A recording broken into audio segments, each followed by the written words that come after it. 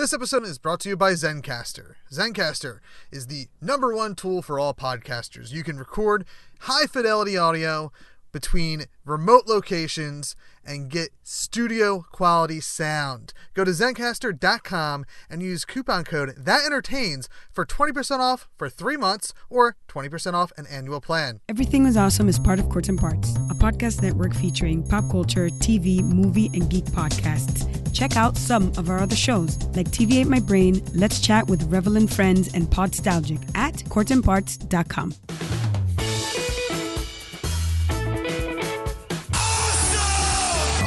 Awesome. Just tell people they're awesome and mean it. Awesome. Awesome. Awesome. Did you have an awesome time? Did you drink awesome shooters and listen to awesome music and then just sit around and soak up each other's awesomeness? Awesome. Awesome. Awesome. That was awesome. You guys are awesome. No. You're awesome. No. You are awesome. Sir, you are awesome. Seriously. Awesome. Awesome. Awesome. Everything is awesome. Welcome to this week's edition of Everything is Awesome. I am your host, Kevin. This is a show where we sit down and talk to awesome people about awesome things. And here we are. We're finally taking a quick little break from our Philadelphia Podcast Festival celebration. We're still going to have a week of shows released. We have 3 more official celebration episodes with Harrison from Doom Thugs, Greg from Philly Famous, and the gals from the Ghoulcast.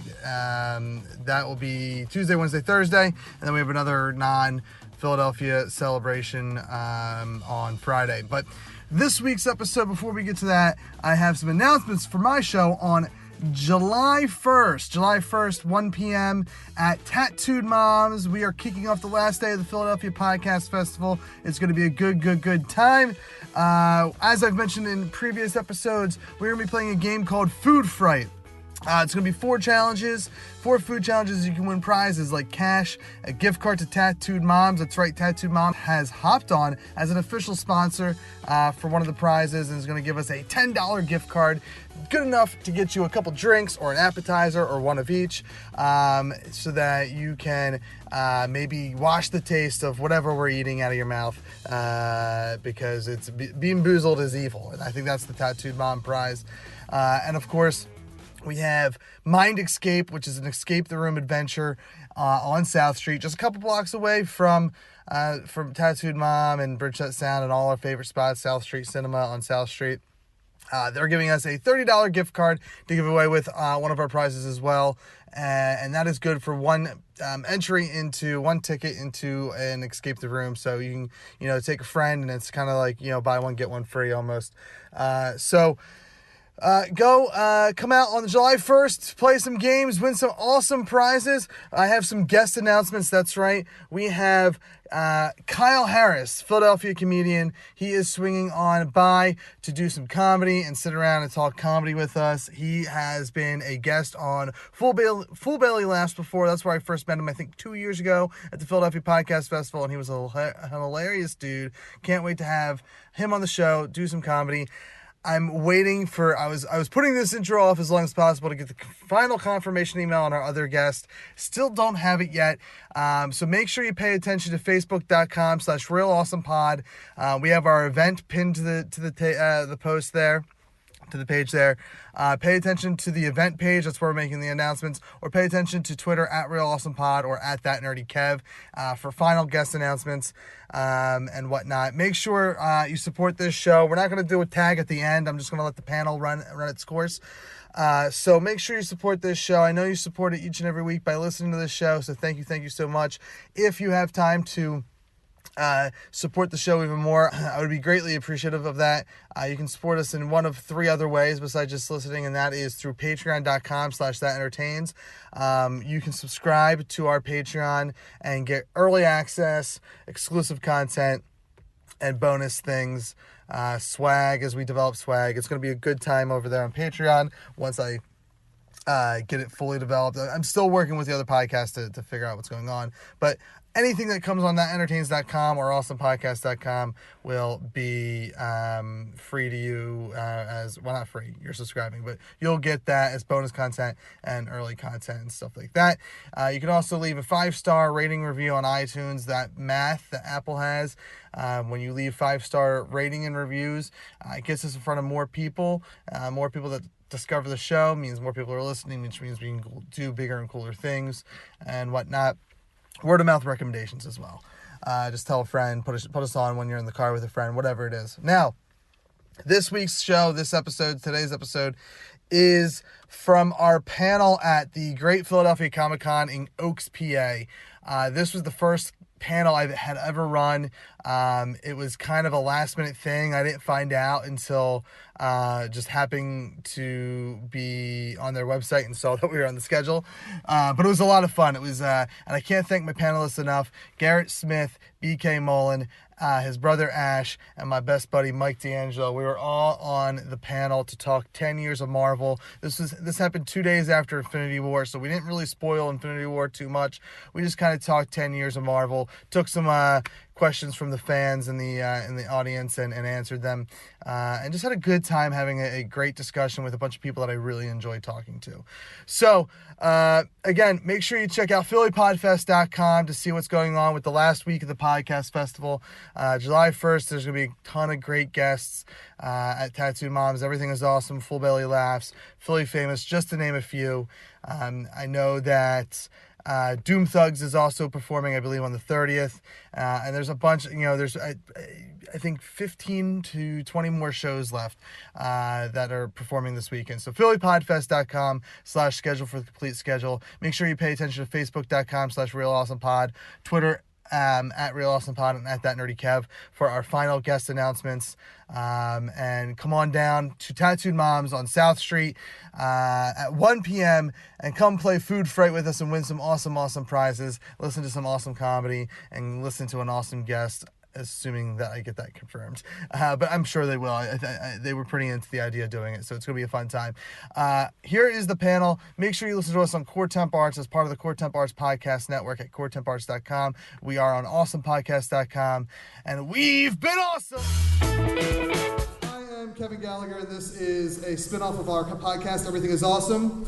This is Dark Knights of the Round Table. We're going to talk 10 years of Marvel. Marvel has been around for 10 years. But I could not do this on my own. Stop, guys. I could not do this on my own. Please welcome my panelists. We'll start to my left here. Garrett Smith. Hi, I'm Garrett. I'm from a podcast called I Like to Movie. If you're imagining the theme song right now, it's because you're right, and you should look us up online. We also have, I didn't confirm the real identity, so we're just going to go Joker. We have the Joker here. Ash, who is... he reviews comics for thatentertains.com, and maybe he does some other stuff. Introduce yourself, my friend. Yeah, my name is Ash. I'm also a co-host for Brudders podcast for Lazy Banana Productions. And yeah, I've been just the new guy at thatentertains.com. I love comic books. It's the reason I'm here. It's the reason all you guys are here too. So hopefully this will be a good panel. And then to his left, we have from the Poppin Bottles Dadcast. I got that right? Yeah. Oh, you got it right. You got it right this time. I'm so proud of you. He's also my doppelganger, though not today because we're completely different. But normally we wear the same Eagles gear and everything. Next time I'll text you about the kilt. Okay. Yeah, I didn't know. BK Mullen. Where else can they find it? What's going on, guys? I'm the other co-host of the Brudders podcast, which you can find on iTunes and all that good stuff. We talk everything that you can possibly think of, but mostly nerdy stuff. If you like Marvel and comic books and DC and physics and religion and psychosis, everything. All the So Brudders, and we're on Lazy Banana Network, which is 9732.com. And our final panelist, he is the creator of Worlds himself from Tellest.com. Please welcome Mike DeAngelo. How's it going, guys? So Tellest is right up your alley if you like medieval superheroes. That's all I do. So I'm not going to take up too much of your time talking about it, but Tellest, that's where you can find me on the internet. All right, and so obviously it's been a big weekend for Marvel. So before we officially start the panel, do we have to worry about spoilers from this past weekend? Has everyone seen the movie? Everyone? No? Yeah. Okay, so we do have some people out there who have not seen Infinity War, so I'm looking at you four to not spoil anything. Right? Yeah. So this is more of a discussion about Marvel in general in the last 10 years, what they've done for the movie business, than it is specific movies, but I'm sure we'll touch on specific movies as well. Big thing is, Marvel changed the way we watch movies.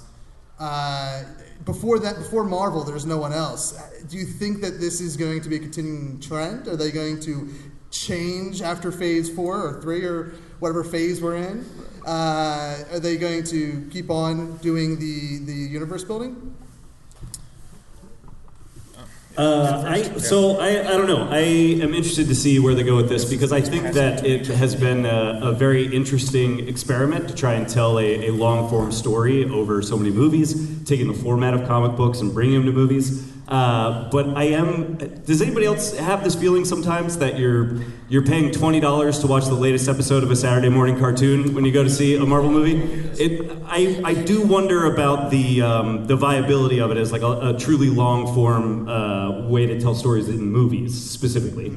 I feel like part of what we're discovering is that the format of comic books are more similar to television than they are movies.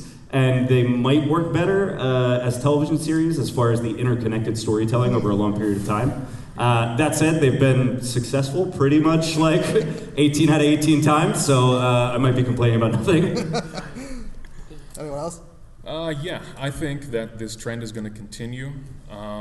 Before Disney got involved with this particular type of property, it was a lot of Peter Pan Part 2, Lion King 1.5. They had kind of like their own arc and own kind of rogues gallery, so to speak, as far as characters that they were kind of nursing.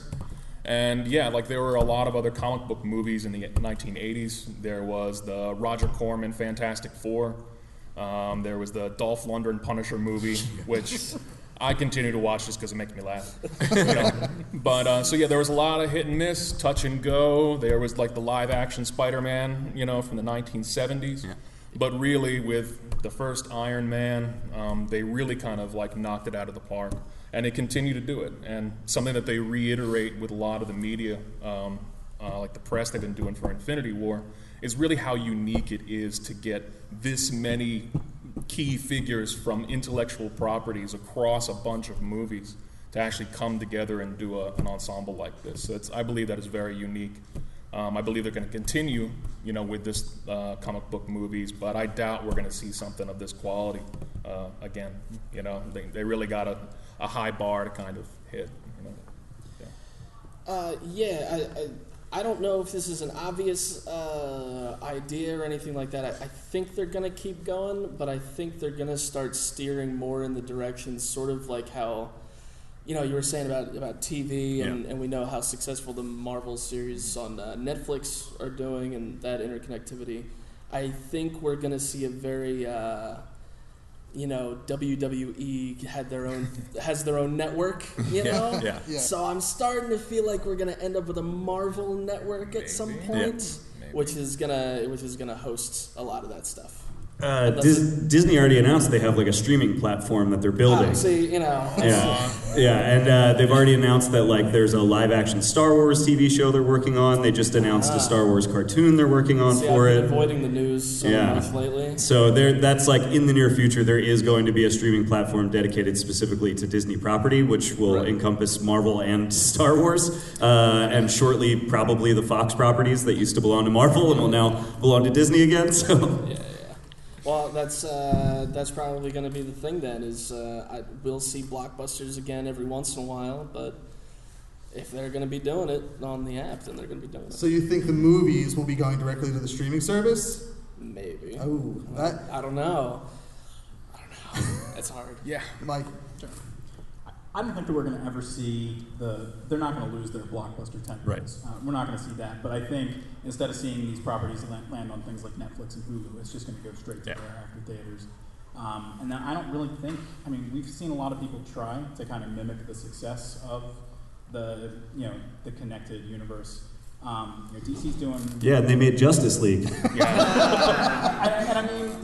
they're getting a little better as they go. So I mean, you know, but I mean, you also had the Monsters universe that just right off the bat just crashed and burned. Yeah. So I don't think anybody really is in the right position to do what Marvel and DC can do. Yeah. So. No, don't include DC. It's Marvel. Yeah. DC can't do it. They can pull themselves up from their bootstraps. They can pull it off. I think we're going to see in things like Wonder Woman and Aquaman and things that you haven't seen. You know, we haven't seen 10 Wonder Woman films. We've seen 10 Batmans. We've seen 10 Supermans.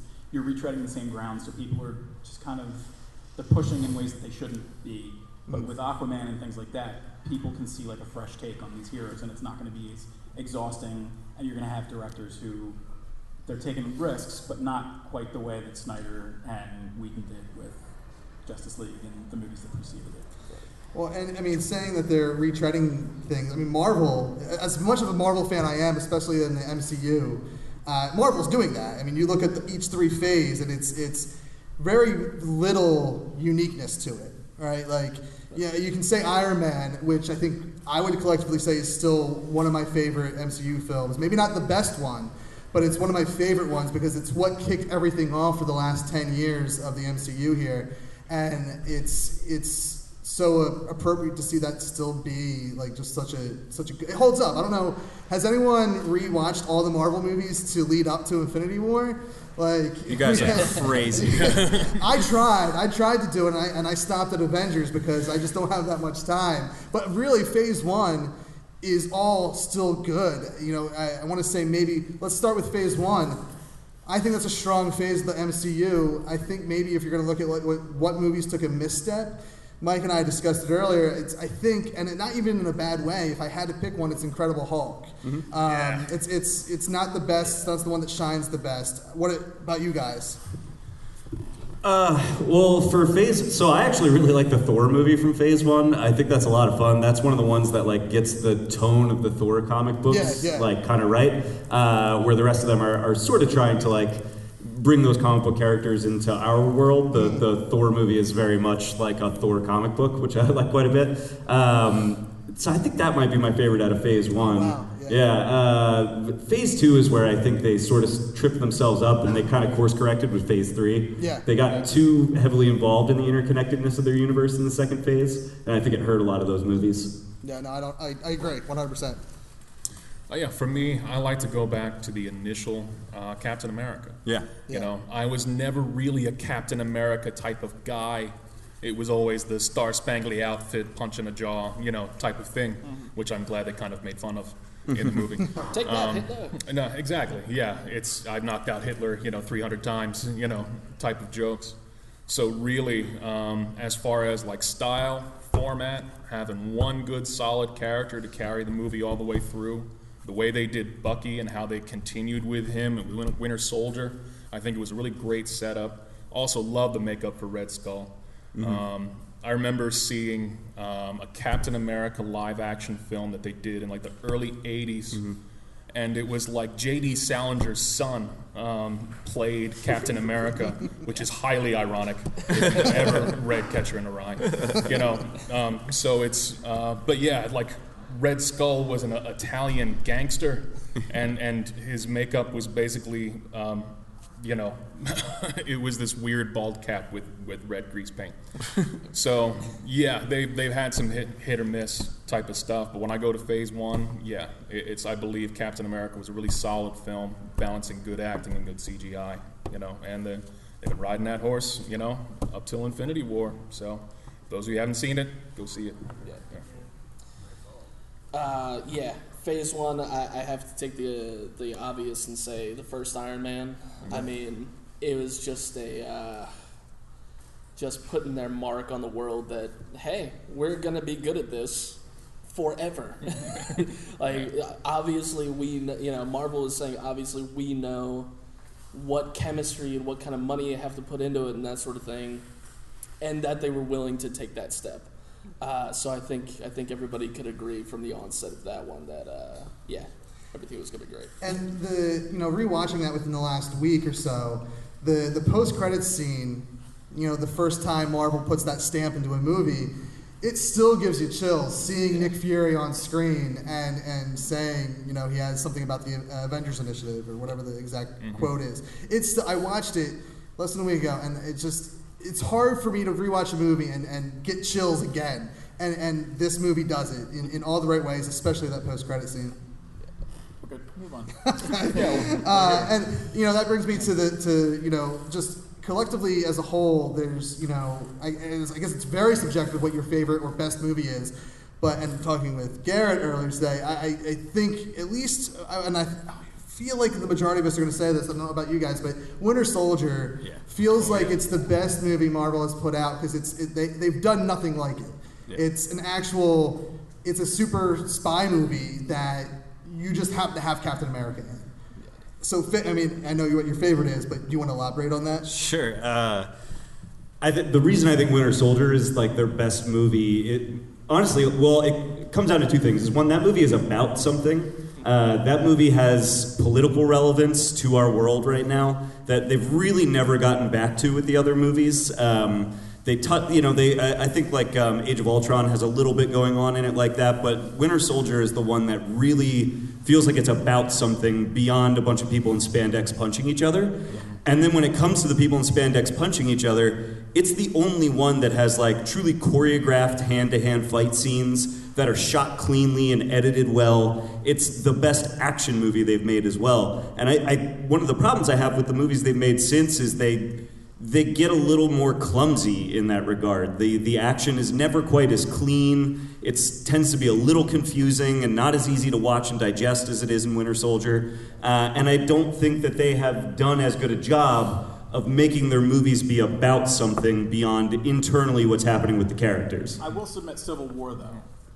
We can totally argue about Civil War if you want. Civil War is it's like the natural progression almost of Winter Soldier because it introduces the Sokovia Accords, things like that. So I mean, as it pertains to, you know, like real world things, you know, there's not a MacGuffin that you're worrying about. Like it's real, it's passionate. It's, you know, and there's the friend arc, you know, everything in there. I'll agree with you. Clumsier definitely than Winter Soldier. Winter Soldier is the pinnacle. I think so, yeah. But then you also have to consider like the popcorn effect. Like, sure, it might be the best if you're talking about like Oscar-worthy material and stuff like that. But then you're looking at like Guardians of the Galaxy, and that is just a romp the entire way through. Which I like as well. And I think that's the other thing about this universe that I would really like to see them as they move into Phase 4 get into is that these movies all tend to look and feel the same regardless of who's directing them. And I would really like to see the studio let directors have a little more control and let their voices come out in these movies a little more. Like Ragnarok? Yeah, like Ragnarok is very much a Taika Waititi movie. If you guys have ever seen a Taika Waititi movie, he's who directed Thor Ragnarok. Ragnarok very much feels like a Taika Waititi movie. And I really like that about that movie. I think that movie is better for that. And Phase 3, I think, showed them sort of giving their directors a little more control. Black Panther is very much a Ryan Coogler movie. If you've seen Creed, the struggle of Eric Killmonger is very similar to the struggle of Adonis in Creed. He has a very personal story he's trying to tell through these movies, and it comes through.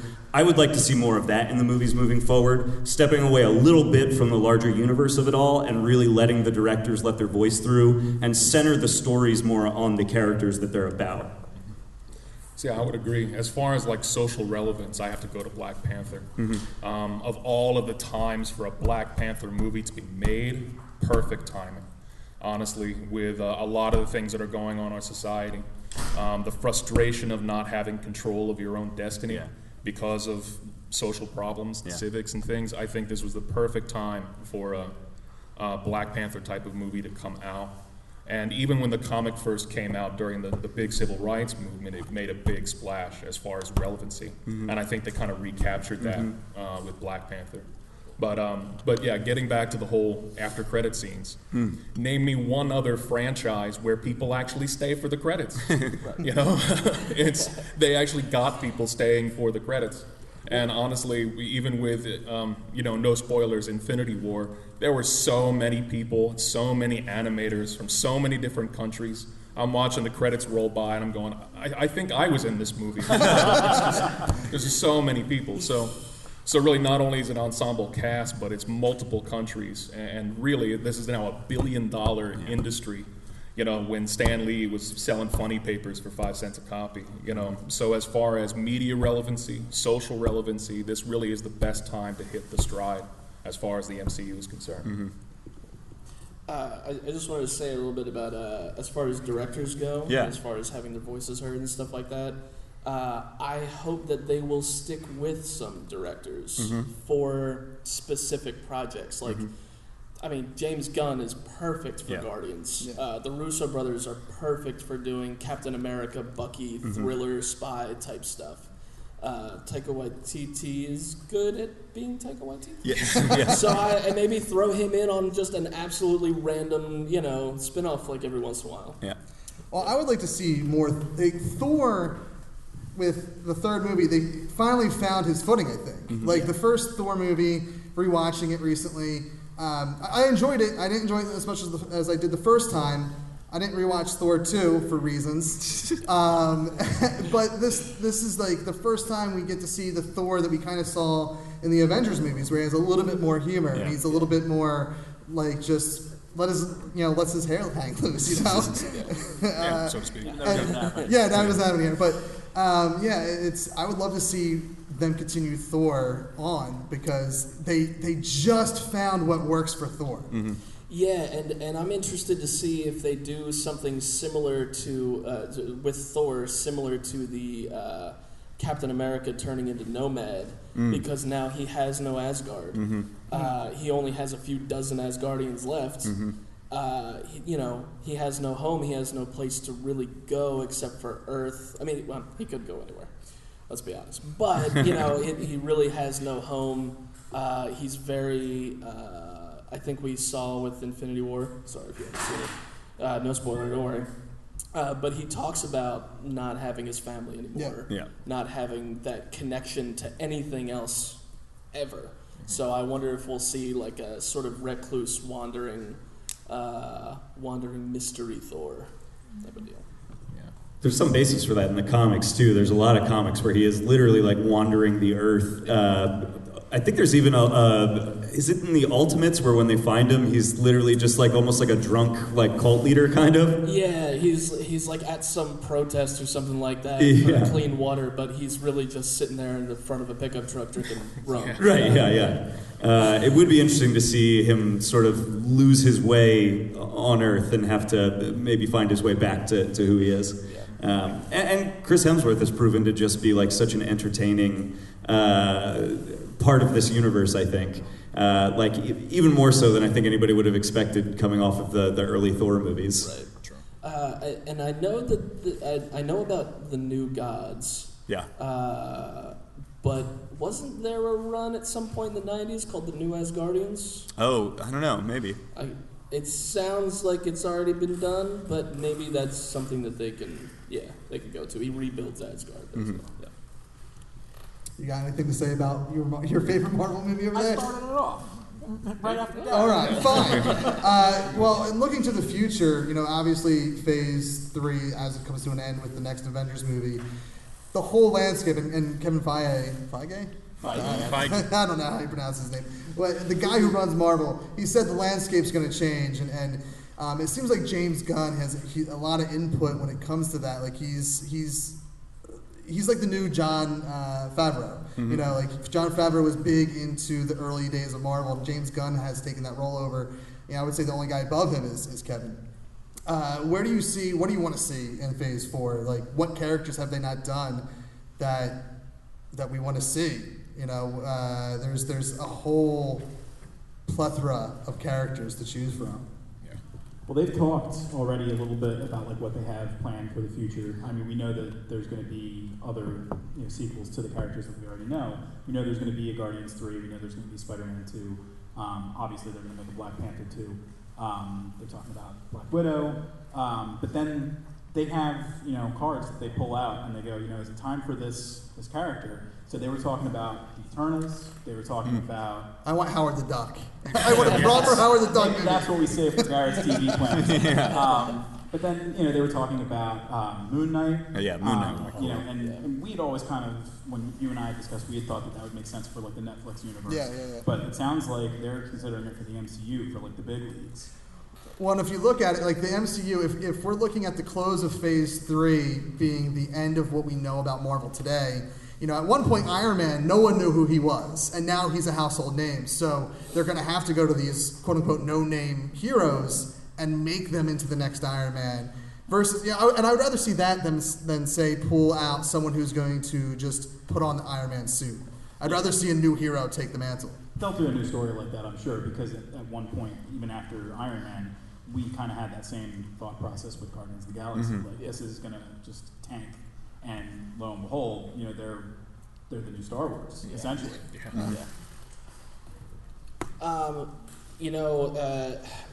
I agree that there needs to be a new Iron Man, but not actually, but figuratively. Yeah. There needs to be another Robert Downey Jr. to come along and be, of all the tentpoles, he is the biggest tentpole of the stories that they've told already.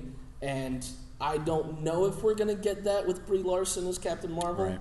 I don't know if they would do that with if they do a Bucky goes Captain America thing. So I feel like it's going to be something that we haven't seen in a while.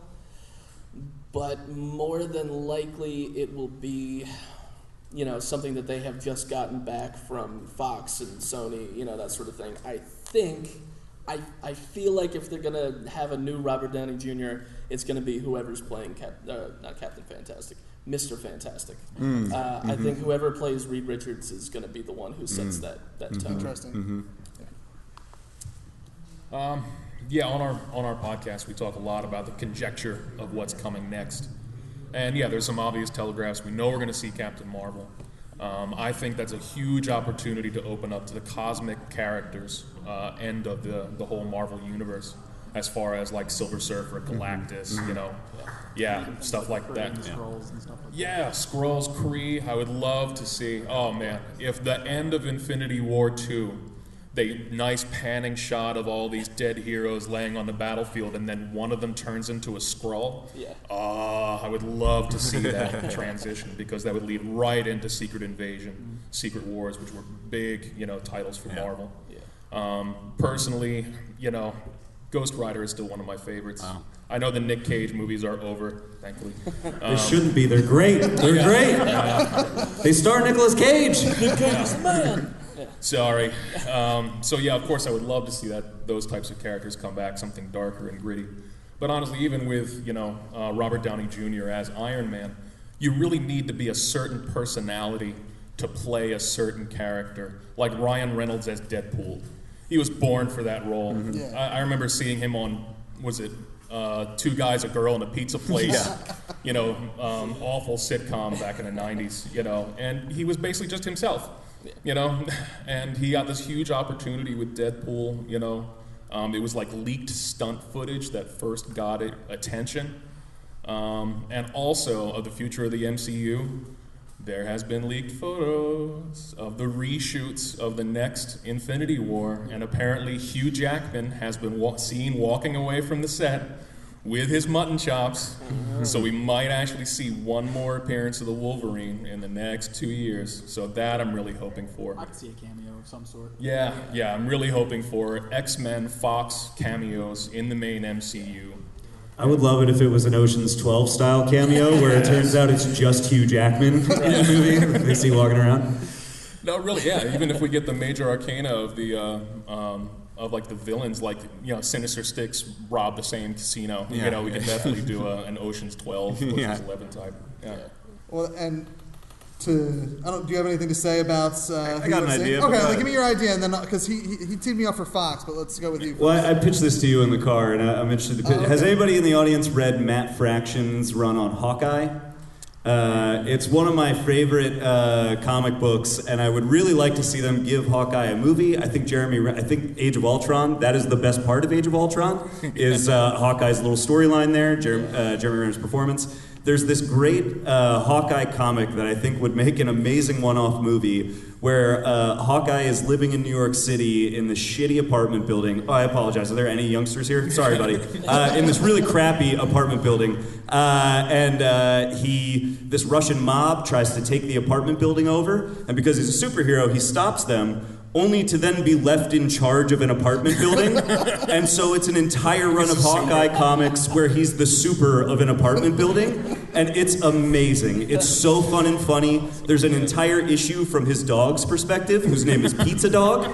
And every time someone talks to Pizza Dog in the issue, you just see pictures of what Pizza Dog understands them to mean. It's an amazing comic. People should check it out. And I think it would make a really good, fun, just like one-off. And like I'm saying, really focused and centered on a character, as opposed to having these larger implications for everything else. Disney is pushing for Marvel to do more one-shots, so maybe we'll see the super one-shot. Yeah. I would love to see that, though. I'll one-up you. I would love to see that as a Netflix series. You and I talked about that.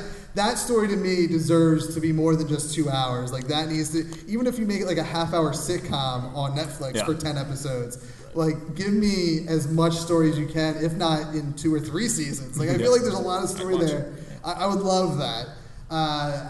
Obviously, though, Phase 4 is probably going to be, as you mentioned, you brought up Fox. It's going to reintroduce probably these Fox characters, your Fantastic Fours, all your X-Men. If they don't do X-Men, we riot. There's no way, because that's Fox's biggest cash cow, right? Yeah. I guess before Deadpool, it was X-Men. So obviously Disney's going to capitalize on that. Who knows what they do with Fantastic Four, because that's kind of, how would you do Fantastic Four? Because they're supposed to be the first family of Marvel. So how do you introduce them in this MCU that exists for 10 years now? Well, I mean, they set a precedent in the Infinity War storyline, not necessarily in the MCU, but within the comics.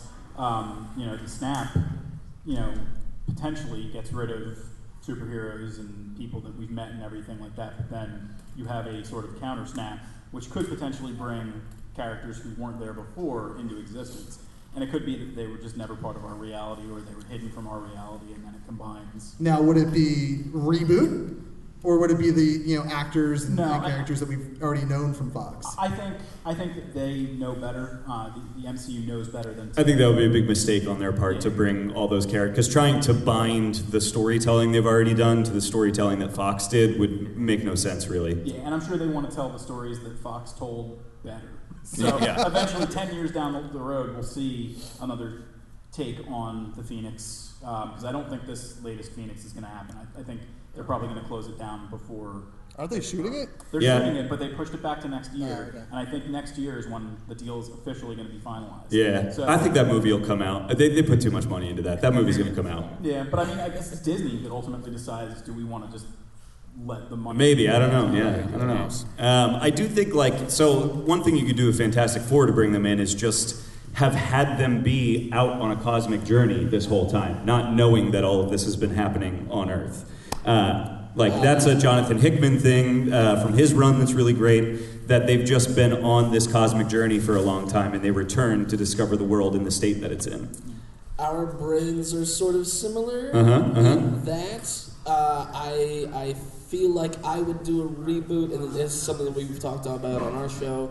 I feel like I would want to reboot it by Reed Richards and his crew go out into space to find out, figure out what's going on with some anomaly. Mm-hmm. The anomaly turns out to be Thanos beating the piss out of the Avengers. Mm-hmm. And then we see Infinity Gauntlet destroyed, which causes a weird explosion that hits their spaceship and turns them into the Fantastic Four. Yeah, okay. All right, I can buy that. Yeah. The other thing is with the X-Men coming back, this is a very opportune time for them to get the X-Men back. Absolutely. As they're bringing this, this kind of conclusion to 20 movies, concluding with the Infinity War. It is almost a gift to then be able to introduce mutants into this universe and build to an Avengers versus X-Men storyline or something. It seems like having the X-Men would allow them to sort of quote unquote restart continue but restart the universe and build towards yet another major event of all these characters crossing over and coming together. So something that I feel in the past 5 years of comic books and comic book movies is they keep trying to save the universe over and over and over again. It's always this giant flaming circle in the middle of the sky and a trans-dimensional thing they have to close and nuclear bombs. And like, I think that they're resting too much on that worldwide cataclysm plot arc. And this is why I like movies like Deadpool, which is basically just a whole bunch of hack and slashing, you know, and it's a relatively good, like, retcon origin story, you know.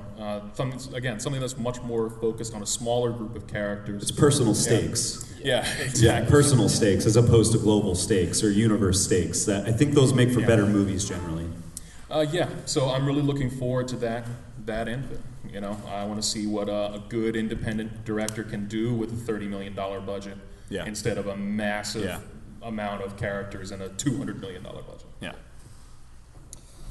All right, before we kind of wrap things up, maybe if you guys have questions you want to ask or just comments about the MCU, you know, without spoiling anything, let's just kind of give a quick rundown of Infinity War of, like, do we have or nay? Has everyone in here seen? Because I saw. No, there's still some people. Yeah, we won't spoil it. I saw a couple people that hadn't seen it left. So. The Hulk punches somebody. Spoiler. And you know what? I gotta go back to that first Avengers movie real quick. That, you know, is such a special moment with the Hulk where he's just so angry and it's just a rage monster where he just punches Thor for no reason. That might be one of my favorite scenes in the entire MCU to this date. Do you guys have a favorite moment, like just like one little moment from any movie? When Captain America kicks that dude off a boat in Winter Soldier, it's the greatest thing I've ever seen in my life. He kicks him in the chest, he flies like 40 feet off the side of a boat. I cheered so hard when that happened. I literally watched that. I have like a YouTube clip I found of just him kicking that guy off a boat. I watch it to fucking get charged for things sometimes. Sorry about the language. Honestly, in 10 years of movies, there's a lot of like great moments, you know. However, I gotta say, in the main Avengers movie, when they do that nice 360 shot of all of the Avengers back to back fighting in the middle of Manhattan, I think that is not only a really iconic shot, it's a testament to Joss Whedon and the amount of, you know, ensemble cast that he's done, you know, like with Firefly and, you know, and Buffy. But also it's a lot of these combination movies have been trying to recreate that same moment, you know, as far as all of these characters in one screen. And that's something really that Jack Kirby and Stan Lee kind of rested upon. They loved big full panel comic books where you got Black Widow in the foreground, got Thor flying in the background. That was money for them. And really it takes a certain amount of skill to pull it off on the big screen. But again, they've been hitting it. Yeah. Can I just say all of Winter Soldier? Every scene? Yeah. Now, you know, and it won't spoil anything, but in the latest, in Infinity War, we all know Captain America is going to be there, right? But when he shows up, and if you haven't seen it, you'll get it. If you have seen it, you already get it. Because it's, you know, it's the reason he's there in the first place, the way that he enters the scene, it touches on that spy thriller tinge of it. Plus, he's in the Nomad thing. Plus, he's got the beard. They do a really nice like film noir moment with him, basically, when he gets introduced in the new one. That's very cool. Pretty and actually feels pretty unique and different even from the spy thriller version of him we've seen before. It's pretty cool. I mean, we can't talk about Infinity War, but I'm still a huge fan of the Civil War airport scene. I can go back and I can watch that. I mean, that movie's it's an exhausting movie. There's a lot of emotions going on and everything. But like, if I had to pick like my favorite 15 minutes out of a movie, I could go back and watch that on repeat. That movie, for better and worse, is the airport scene. Yeah, you know what I mean? That sequence is pretty incredible. And I wish we would have seen anything like it in the new one, but that's So real quick, just a number from 1 to 5 for Infinity War. I'm gonna go 4.5. I thought it was really good. If you haven't seen it, get out there and see it before you go on the internet. How you avoided spoilers? I mean, good on you. Yeah, media blackout. Yeah. All right, I'm going to be the Debbie Downer on this one, and I apologize. I enjoyed that movie, but it left me wanting quite a bit, I think. It was like a 3-star movie for me. It's good, it's entertaining, I liked it. When they get to just all the big blue beams and skies, and that's all that's good, I don't know. That it very much felt like cartoons punching each other to me. Well, really, this started out with cartoons punching each other. It's a fine tradition that we've continued for decades. I would give it, honestly, a 4.5. My favorite out of the series, probably not. But as far as trying to take a dozen cast members, put them on one big screen and have them duke it out, they really did as much as they could. It leaves you wanting more. It leaves you wanting to see the next movie, the next installment, and that's part of the money, is getting them back in the seat. So I'm there. Oh gosh, I knew I was going to lose it at some point. I'm going to give it a 4 out of 5. The only reason I'm knocking off that 0.5 that's so popular around here apparently is I was left wanting, and it's definitely not my favorite in the series. I gotta say that my favorite part about it was not only the balance of the characters that they did use, but they made sure that each of those characters that they did use took a step forward in their own personal storyline. So yeah, you got the team up, yeah, they're all fighting for the same thing, but it wasn't, we didn't lose anybody. Yeah, we didn't, you know what I mean. I mean, you guys that did see it, you liked it, obviously enough. You're an MCU veteran at this point. You were going to see it, and you guys that haven't seen it, you're going to see it.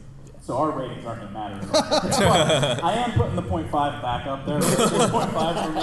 I mean, it was, you and I talked, separately from everything else, and we talked about like how it fit into like our own like Avengers and Civil War being kind of like Avengers 2.5. Yeah. It's not my Avengers 1 or 2. It's a little bit. I mean, it's cluttered. It has to be. It's 40 superheroes in a single movie. Mm-hmm. I don't think that Marvel. First off, they've said they're never going to do stakes this high again. We might see something similar. They say that now, but in 10 years. That's true. And I'm okay with that if they start slow and kind of build up more personal stories like you guys have been saying. But I mean, I don't think that anybody besides Marvel right now, positioned as it is, could have pulled off 40 superheroes in one movie. This is a titanic effort, and not the movie. Just in general, the idea of 40 superheroes having a cohesive storyline, and like you said, not leaving a character behind. Everybody had their moment to shine. Even these third-string characters who you don't expect to have their moment, and they all kind of have that. So I mean, I thought it was. I mean, I saw it twice. I was going to see it a third time. But the emotional toll. It was just too much. All right, so we have about 15 minutes left before we are forced out of here. Does anyone want to have their own comments about? All right, here we go. So I think I liked it as much as any of you, maybe more than all of you. But, do you ever wonder when they have such an apocalyptic plot line where everyone else in the universe is? So if you're going to kill off half the universe, you're going to have the whole universe conserved. And so where's Galactus? Where's every other sort of giant, powerful creature that would have a stake? Waiting. I think when it comes to Galactus and all, they just aren't there yet. The universes haven't merged. I don't know if we'll see them, but the other heroes, I'm still baffled at the fact that Ant-Man and I don't think this is a spoiler saying this, right? Ant-Man and Hawkeye really aren't seen in this movie much or at all. I'll leave it open-ended for some people who haven't seen it yet. That baffles me that they're not there in this movie. I feel like when the stakes are this high, that's like they need a better storytelling device to explain why they weren't there. This is like one of my major problems with getting to these big crossover ones, and it's always kind of been a problem even in like the comic books when they do big crossover events, is they have to do things that when you really think about them in the context of this larger fabric don't entirely make sense, or there will be a plot device in order to maybe change an event that's already happened, and it makes sense in the context of this story, but now we've established that there's a way that we can change and it's like, well, then there's no stakes to any of this universe, if we, and so there's really weird stuff like that happens. I think though, if I were like a smart writer, the real answer would be like, hey, how come someone like Galactus doesn't show up? The smart answer would be, well, Galactus is smarter than Thanos and knows what's happening, and he's just going to use that to his advantage so that half the universe is taken out, and now he can come and step in, like using Thanos almost as his own pawn upon knowing that that's what Thanos is doing. There's a way maybe that you could craft stories in the future to address that problem. Whether we buy that or not is a different story, but I think, a smart writer could probably find ways to write themselves out of these corners they paint themselves into. Yeah, I see a question right here. What's up, dude? I'm still waiting on a Namor movie. We've seen the location of Atlantis in Iron Man 2, so... That is a really good point. I forgot they even introduced that. I think a Namor movie would be great. Isn't that still Universal? Yeah, so the distribution... Yeah. So you're running into distribution problems, which is the same issue that's happening with Hulk right now. So Marvel can do a Hulk storyline, but they have to kind of encase it within another character's movie, which is why they're telling Hulk's story across the next 3 movies. Well, I guess one more. Yeah, Avengers 3 and Avengers 4.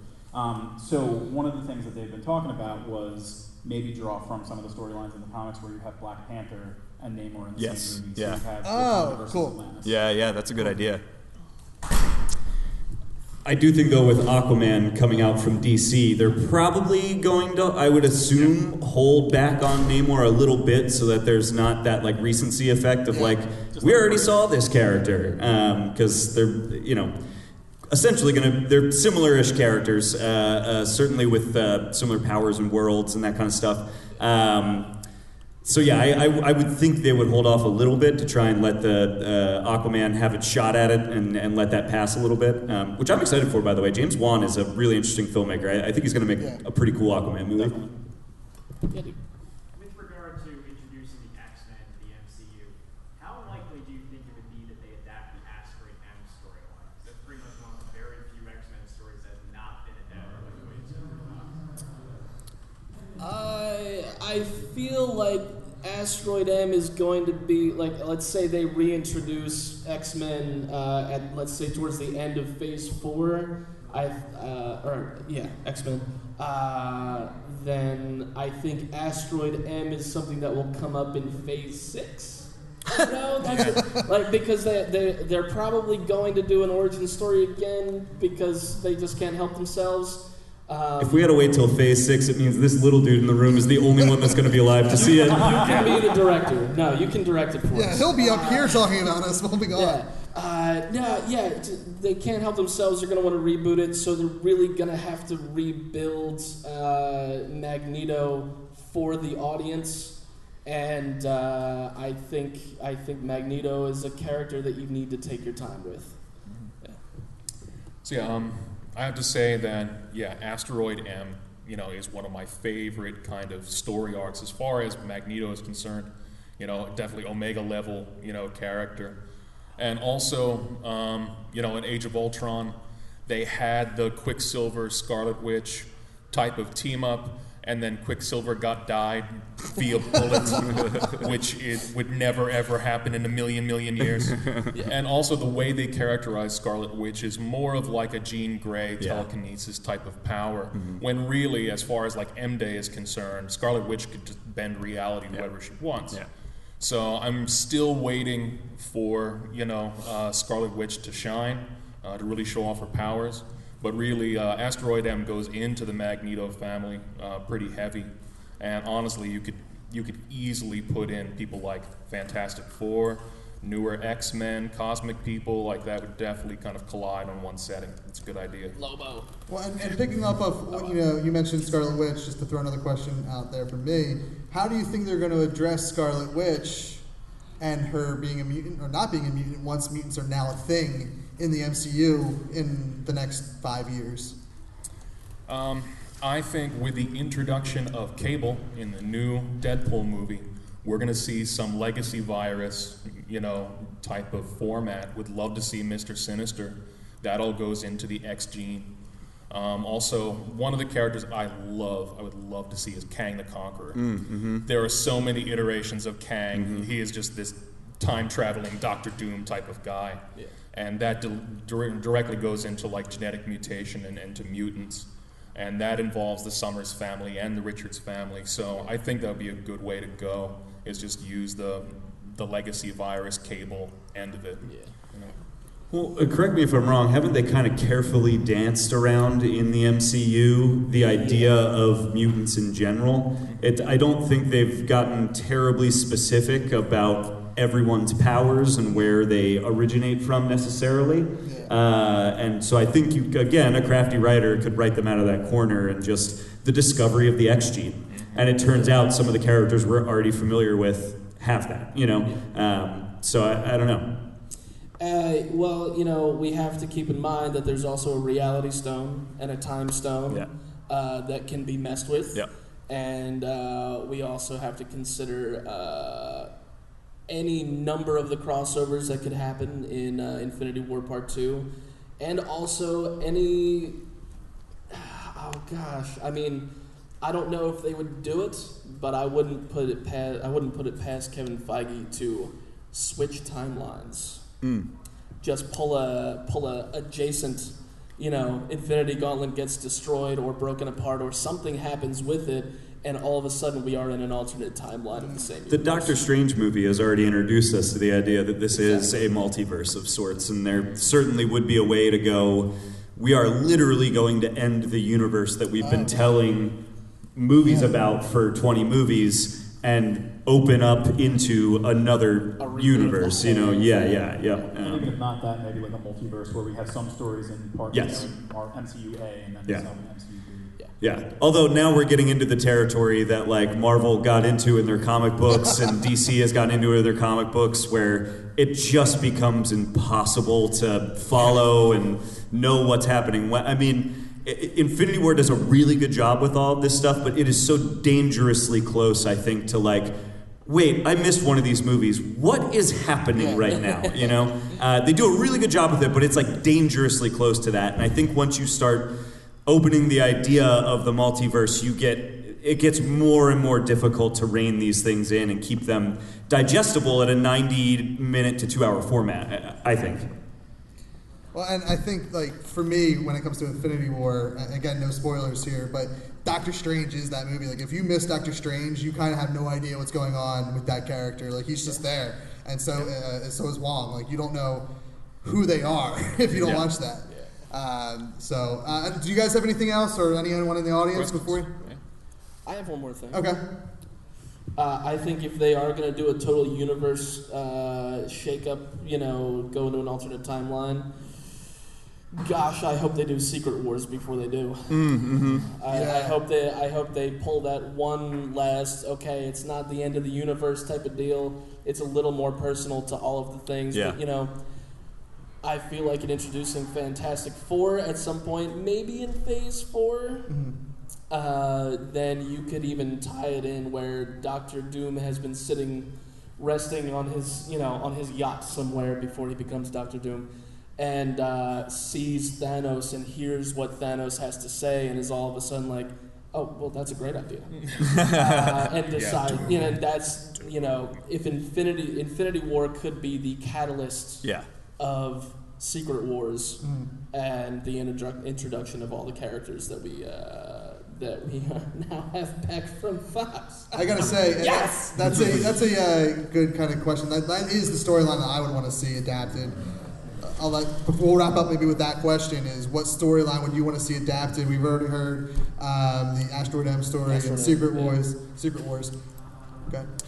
Honestly, as far as the multiverse is concerned, and like Fox property X-Men, the Dark Phoenix saga actually gets into something called the M-Cron crystal. Yeah. And for those who don't know, it's the M-Cron crystal is this gigantic crystal in the middle of the universe that connects all the multiverse together.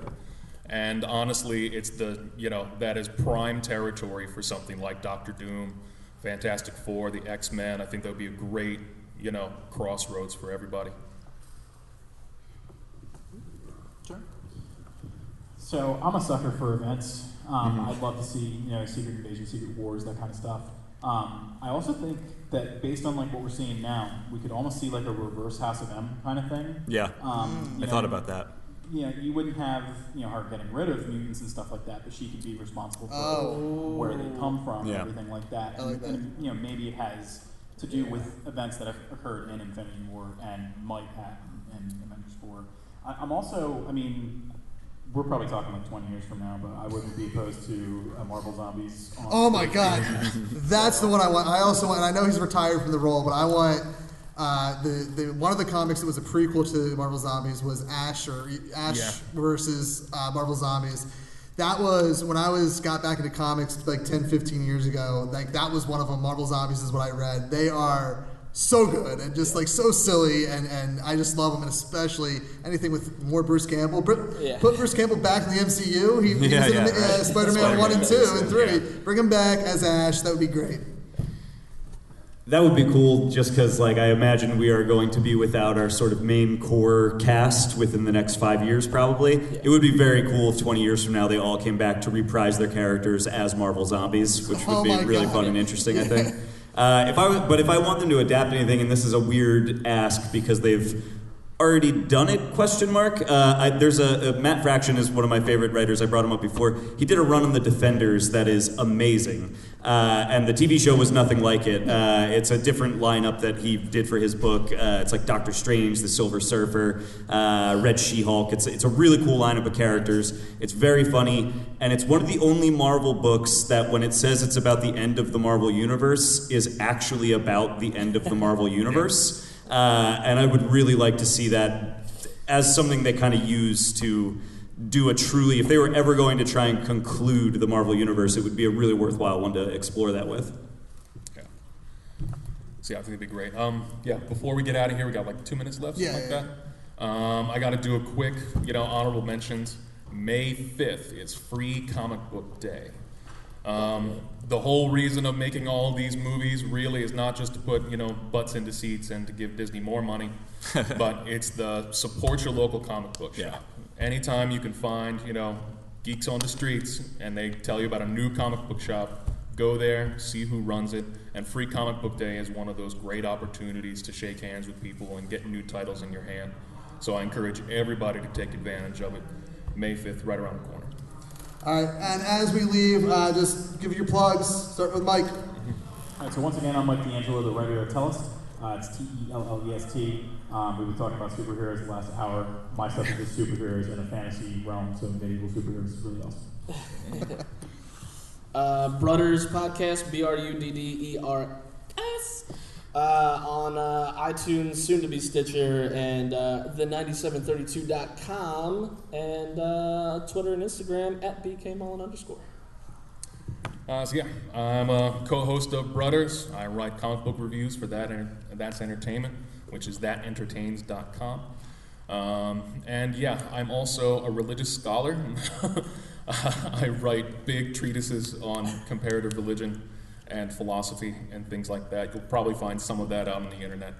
But yeah. There's nothing funnier to me than you saying that in full Joker makeup. Exactly. You'll understand my weird anarchist chaos-induced belief systems when listening to religious scholarship. But yeah, you can catch us online. You can catch us on Spreaker and iTunes. And yeah, thanks for coming out. My name is Garrett. I am the co-host of I Like to Movie. It's a podcast about movies. You can find us on Twitter, iTunes, Facebook. I Like to Movie. That's numeric 2. We're all over the internet there. We just did an episode on The Love Witch. We interviewed the composers of Green Room and Blue Ruin recently. So there's a lot of cool stuff you can find there if you're interested. And I'm on Twitter and Letterboxd at Philadelphia. And I am Kevin Gallagher. I'm the host of the podcast Everything is Awesome. You can find it on awesomepodcast.com. We're on iTunes, Google Play Store, whatever they call their stuff. Wherever you can find a podcast, we're there. You can also find me on thatentertains.com. I write reviews there as well. You can find me on Twitter at thatnerdykev for the Dark Knights of the Round Table. Thank you guys for being part of the panel. Thank you guys for coming out. Guys. We've been awesome. Thank you for listening to the Court and Parts Podcast Network. To listen to more Court and Parts shows, visit courtandarts.com.